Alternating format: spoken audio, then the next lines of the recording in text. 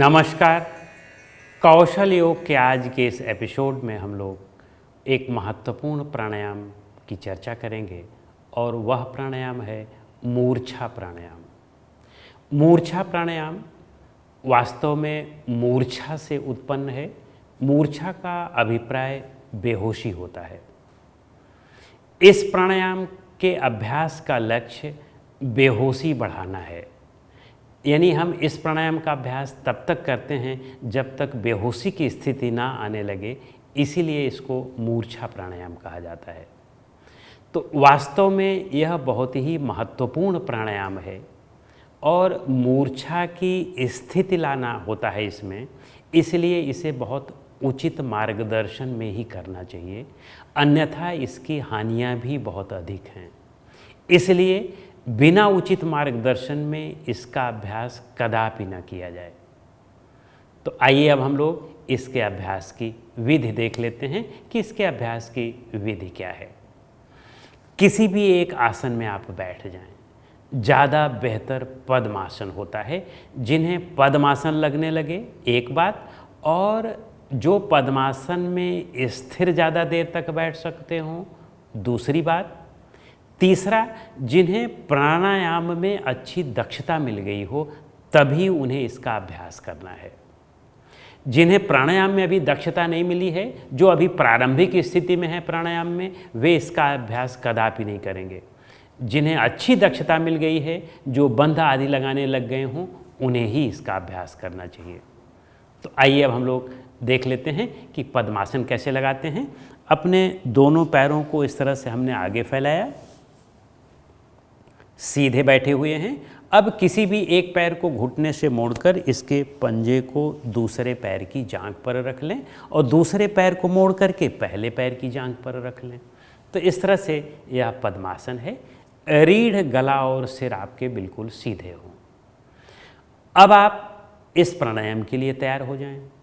लेकिन ये ध्यान रखें, यहाँ बेहोशी का मतलब यह नहीं है कि आपका होश गायब हो जाए, सजगता गायब हो जाए। इसमें आपको सजगता बहुत गहराई के लेवल तक बनाए रखना है।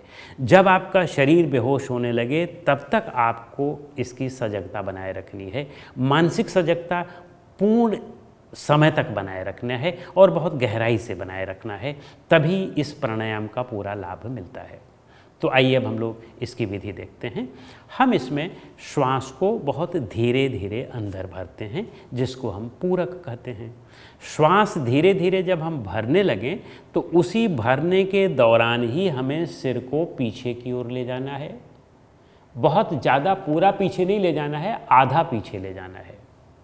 और आधा पीछे ले जा कर के जब श्वास पूरी भर जाए और सिर हमारा आधा पीछे आ जाए तो हम वही श्वास को रोक लेंगे, अंतर कुंभक कर लेंगे। याद रखें, यदि इसमें आप अंतर कुंभक नहीं कर रहे हैं तो ये प्राणायाम नहीं हो सकता है। और अंतर कुंभक तभी हो सकता है जब आपकी पूरक और रेचक में अच्छी मास्टरी हो जाए। इसीलिए मैंने कहा कि पूरक और रेचक या जिनको प्राणायाम में अच्छी मास्टरी हो गई है, वे अंतर कुंभक अच्छी तरह से करने लगे हों, वे ही इसका अभ्यास करेंगे। तो हम इस तरह से श्वास को अंदर लेकर के रोक लेते हैं। अब जब तक आप इसको रोक सकें तब तक रोकें।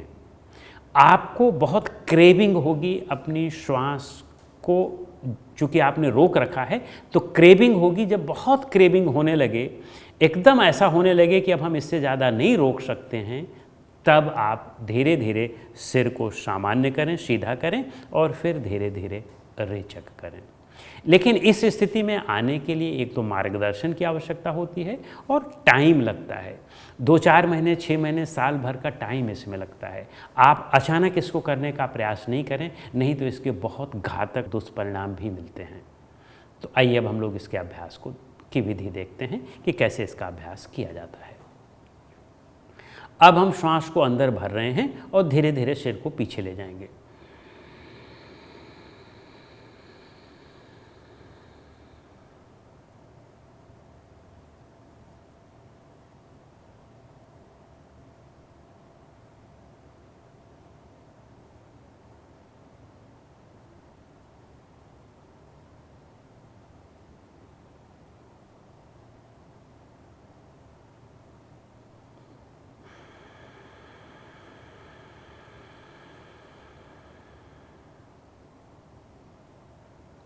यह इसका एक चक्र हुआ। इसी तरह से इसकी दूसरे चक्र का भी अभ्यास करें। कुछ दिनों बाद धीरे धीरे रोकने का समय आप बढ़ाते जाएं, और जब आपका रोकने का समय बहुत अच्छी तरह से बढ़ जाता है तब आप समझ लें कि अब आपको इसका लाभ मिलने वाला है। अन्यथा जब तक ये बहुत अच्छा समय नहीं होल्ड होता है तब तक इसका पूरा लाभ नहीं मिलता है, और धीरे धीरे ही बढ़ाना है, इस बात का ध्यान रखें। आइए अब हम लोग दूसरी आवृत्ति देखते हैं।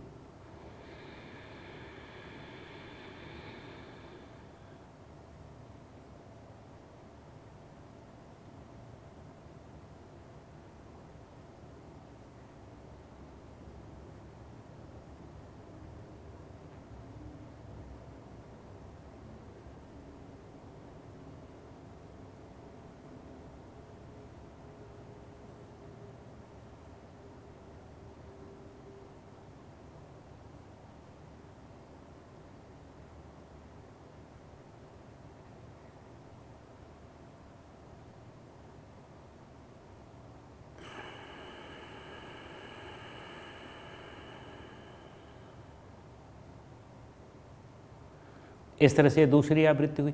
इसी दूसरी आवृत्ति के बाद फिर आप तीसरी आवृत्ति, चौथी आवृत्ति, पांचवी आवृत्ति, इस तरह से करीब 12 आवृत्तियों का अभ्यास करेंगे और श्वास को अंदर उतने ही समय तक रोकेंगे।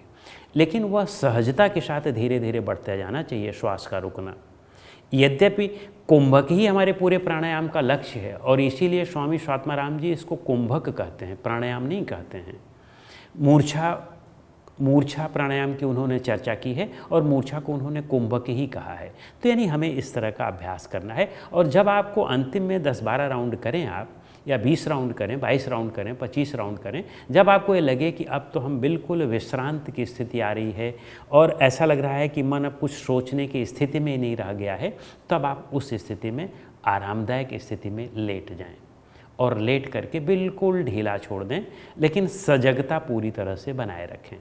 और फिर आप देखें उसके बाद जब आप उठते हैं, 2-4-5 मिनट बाद शवासन करके, योग निद्रा करके जब आप उठते हैं तो आपका मन ध्यान के लिए तैयार रहता है।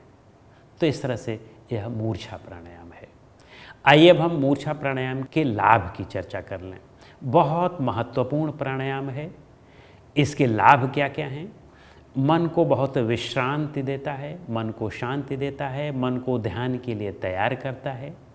लेकिन ये भी ध्यान रखें कि ध्यान के लिए मन बेशक कुछ समय के लिए तैयार हो जाए, लेकिन यह वास्तव में ध्यान की स्थिति लाने वाला नहीं होता है।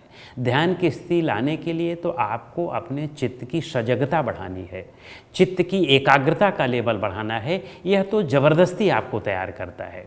तो इसलिए आप ये ना समझें कि इससे आप ध्यान के बहुत अच्छी तरह से योग्य हो जाएंगे।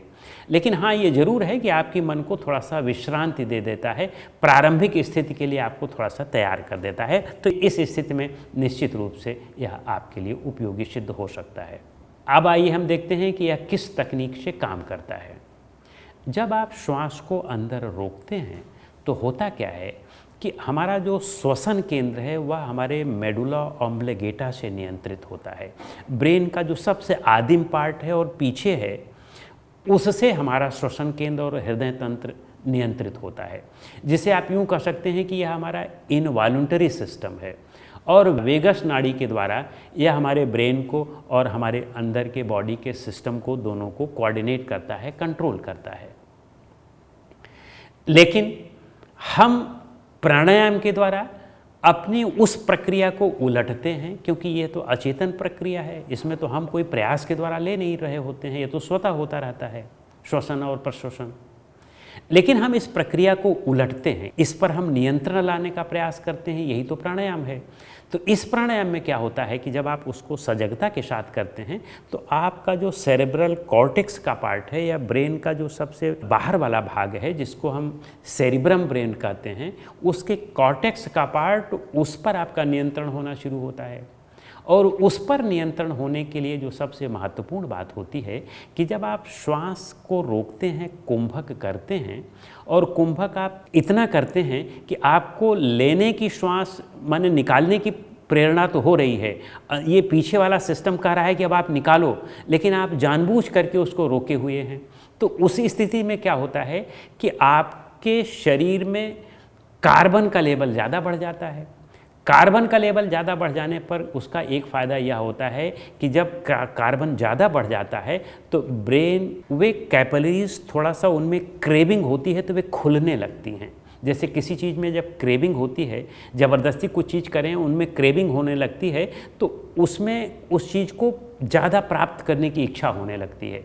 तो जैसे ही ब्रेन में क्रेविंग हुई वैसे ही कैपिलरीज जो है, जो पहले निष्क्रिय पड़ी थी, वे खुलने लगती हैं। जब वे खुलने लगती हैं तो निश्चित रूप से आप ये समझ लें कि आपके ब्रेन को अब रक्त की ज़्यादा आपूर्ति चाहिए और ब्रेन को ज़्यादा ऑक्सीजन चाहिए, और वे खुल गई हैं। जब जो पहले बंद थी अब वे खुल गई हैं। तो जब आप फिर उसके बाद श्वास अंदर लेते हैं या बाहर निकालते हैं, कुंभक के बाद फिर स्थिति में जब आप उसके बाद अपने श्वास को बाहर निकालते हैं और फिर अंदर लेते हैं, तो वह ऑक्सीजन जो अंदर जाती है वह आपके उस निष्क्रिय पड़ी कोशिकाओं में भी, निष्क्रिय पड़ी जो कैपिलरीज हैं वहाँ पर भी पहुँचती है, तो उनको वह एक्टिवेट करती है। तो उनके एक्टिवेट करने से आपका ब्रेन बहुत एक्टिवेट हो जाता है। पहले जो निष्क्रिय कैपिलरीज थी वे निष्क्रिय पड़ी हुई थी, अब वे सक्रिय होने लगी हैं, अब उनमें भी रक्त का संचालन होने लगा है। तो आपका यह जो फ्रंटल ब्रेन है, वो दोनों गोलार्ध जो हैं इसके वे बहुत सक्रिय हो जाते हैं। उनके सक्रिय होने का एक फ़ायदा होता है कि अब आपको अपने बॉडी पर ज़्यादा नियंत्रण आने लगता है, और अब आप पीछे जो हृदय का और हमारी श्वसन का जो केंद्र मेडुला ऑब्लिगेटा में है, उस पर अब आप उसको इग्नोर करने लगते हैं। आपका सिस्टम उसको इग्नोर करके अब आपकी सजगता में आने लगता है, यानी असजगता से वह सजगता की ओर बढ़ने लगता है। तो इसका यह एक फ़ायदा, बहुत महत्वपूर्ण फ़ायदा है। तो सारे सिस्टम को ठीक भी करता है, मजबूत करता है। लेकिन ये ध्यान रखें कि इतना भी उसको जो है रोक न लिया जाए, कुंभक न कर दिया जाए कि आप में कार्बन इतना बढ़ जाए कि वह कार्बन आपको हमेशा के लिए बेहोश कर दे। तो इसलिए बहुत सावधानी के साथ इसका अभ्यास होना चाहिए। आइए अब हम लोग इसकी सीमाओं को देख लें।